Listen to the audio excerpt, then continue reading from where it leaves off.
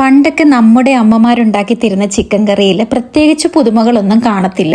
അവരെന്നും ഒരേ രീതിയിലാണ് ഉണ്ടാക്കിയിരുന്നത്. ഇന്ന് ഒരു കറിയിൽ തന്നെ എന്തോരം വെറൈറ്റികളാണ്. ഞാനിവിടെ മിക്കപ്പോഴും ഉണ്ടാക്കുന്ന പ്രത്യേകിച്ച് പേരൊന്നും ഇതുവരെ കണ്ടെത്താൻ പറ്റിയിട്ടില്ലാത്ത ഒരു ചിക്കൻ കറിയാണിത്. ഇതിന് ഞാൻ പേരിട്ടിരിക്കുന്നത് ഒരു പുതിയ കാല കോഴിക്കറി എന്നാണ്. ഒരൊന്നൊന്നര രുചിയുള്ള ഈ ഒരു ചിക്കൻ കറി എങ്ങനെയാണ് ഉണ്ടാക്കുന്നത് നോക്കാം.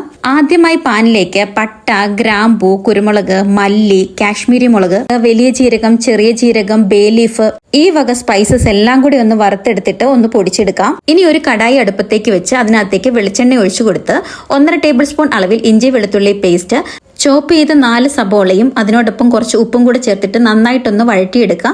ഇനി 1.5 കിലോ ചിക്കനും കൂടെ ചേർത്ത് കൊടുത്തിട്ട് നന്നായിട്ടൊന്ന് ഇളക്കി മിക്സ് ചെയ്യുക. ഇനി ഇതിലേക്ക് നമ്മളിപ്പോൾ വറുത്ത് പൊടിച്ചു വെച്ചിരിക്കുന്ന പൊടികളും കൂടെ ചേർത്ത് നന്നായിട്ടൊന്ന് മിക്സ് ചെയ്തതിന് ശേഷം അതിലേക്ക് അല്പം മഞ്ഞൾപ്പൊടിയും കൂടെ ചേർത്ത് കൊടുത്തിട്ട് മൂടികൊണ്ട് അടച്ച് 1/4 ഭാഗം വരെ ചിക്കൻ വേവിച്ചെടുക്കുക.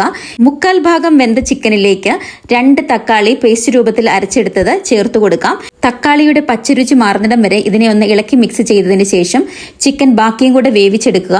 ഇനി മൂടി തുറന്ന് വെന്ത ചിക്കനിലേക്ക് ഡൈസായി കട്ട് ചെയ്ത ഒരു ക്യാപ്സിക്കം ചേർക്കാം. ഇനി മറ്റൊരു പാനില് കുറച്ച് എണ്ണ ഒഴിച്ച് നൈസായി നീളത്തിൽ കട്ട് ചെയ്ത സബോളയൊന്ന് വറുത്തെടുക്കാം. ഇനി വറുത്തെടുത്ത സബോളയും ഇതിലേക്ക് ചേർത്ത് കൊടുത്തിട്ട് മീഡിയം ഫ്ലെയിമിൽ വെച്ചിട്ട് നന്നായിട്ടൊന്ന് ഇളക്കി യോജിപ്പിച്ചെടുക്കുക. ഇനി 2-3 പീസ് ബട്ടറും കൂടെ അവസാനമായിട്ട് ചേർത്ത് കൊടുക്കാം.